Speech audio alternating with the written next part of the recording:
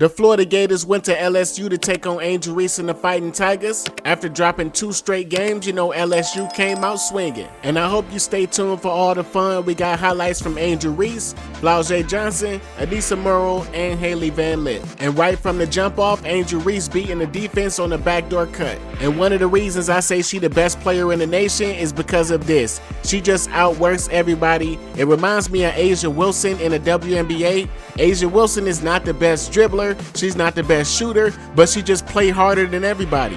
And that's who Angel Reese reminds me of. She's not there yet. It might take her a long time to get there, but she definitely have all of that ability that A'ja Wilson has. If you haven't noticed, Kim Mulkey done let her do a lot more ball handling this year, and she been showing you that jump shot that a lot of people said she didn't have. If she could become a respectable mid-range shooter, shooting at about 40%, she can turn out to be one of the better players that we've seen. Because we already see leading the nation in free throw attempts, she's damn near unstoppable in attack mode. Now I gotta be honest, she do get her shot blocked a lot, but she also do get to the free throw line more than anybody. So with the right coaching, with the right mentality, if she just wake up one day and decide, hey, I'm gonna be the best women's basketball player y'all ever done seen, I think she can do it. Because being the best player is not all about having the best skill set. It's about how hard are you gonna work? Are you gonna outwork everybody? When everybody else wanna go out, are you going to the gym? And I know a lot of people out there get caught up because she come out there with the hair done, nails done, and they think, yeah, that's all she about. You see her all over TikTok, YouTube. But shit, let's be honest, if any of y'all won a national title and you was able to capitalize and get them bags, y'all will be doing the same thing. But that definitely don't mean she don't work hard. She probably just one of those people that know how to manage her time. And that's all life is about. Cause me personally, I also have a normal 9-to-5 job that I work, but I still do this job like I don't got no job. And I'm not getting paid for none of this content I'm giving y'all. She got all those followers, all those subscribers, so why not capitalize when the money is right there in your face? She would be stupid, anybody would be stupid to not take them opportunities and set themselves up for the future.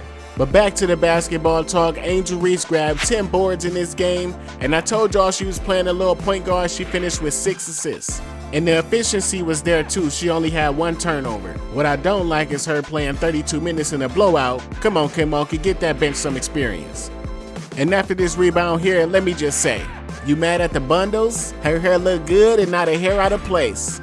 The Bayou Barbie didn't do it alone, she got some help from her teammates. Here she go with a nice no look to Flaujae Johnson. And you already know, as she does every game, Big Foe played a big part in this game. As you see Angel Reese shutting shit down like Louisiana PD, kicking it to Aneesah Morrow, and she drives up the court, kicking it to who else? Big Foe. Ball fake to the corner, and up and under the defense. And speaking of defense, here she goes shutting down the corner like crack in the 80s. Aneesah Morrow with the rebound, and we'll get to her highlights very shortly. Playing a little point guard as I told you, driving it up and kicking it to none other than who else? Big Foe.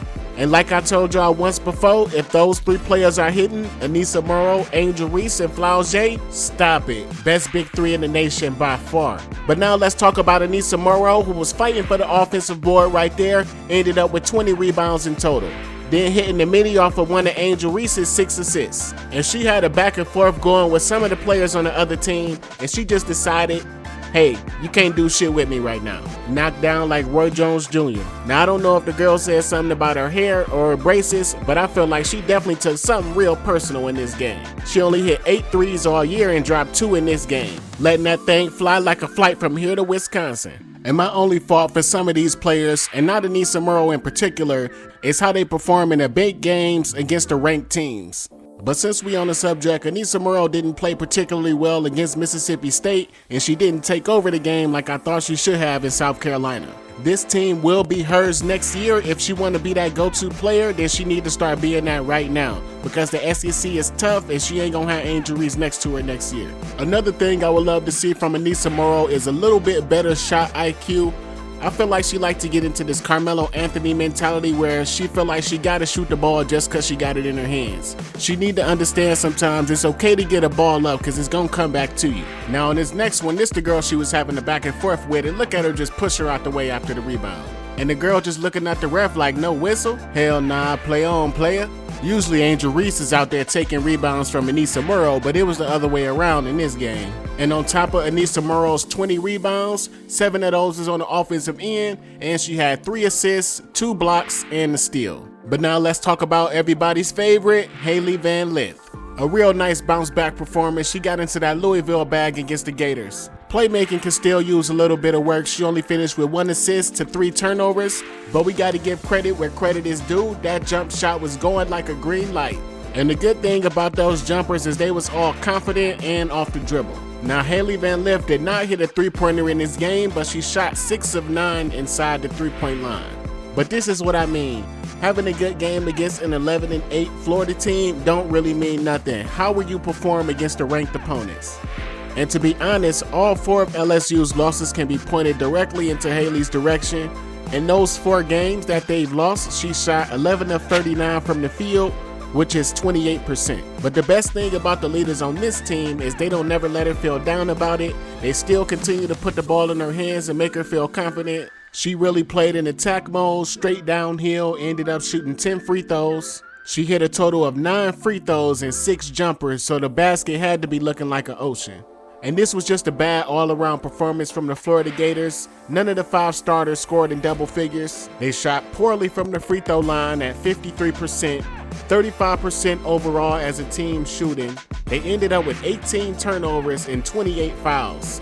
They also hit 4 out of 23 3-point attempts, which is 17%, and the Fighting Tigers just took advantage of every mistake.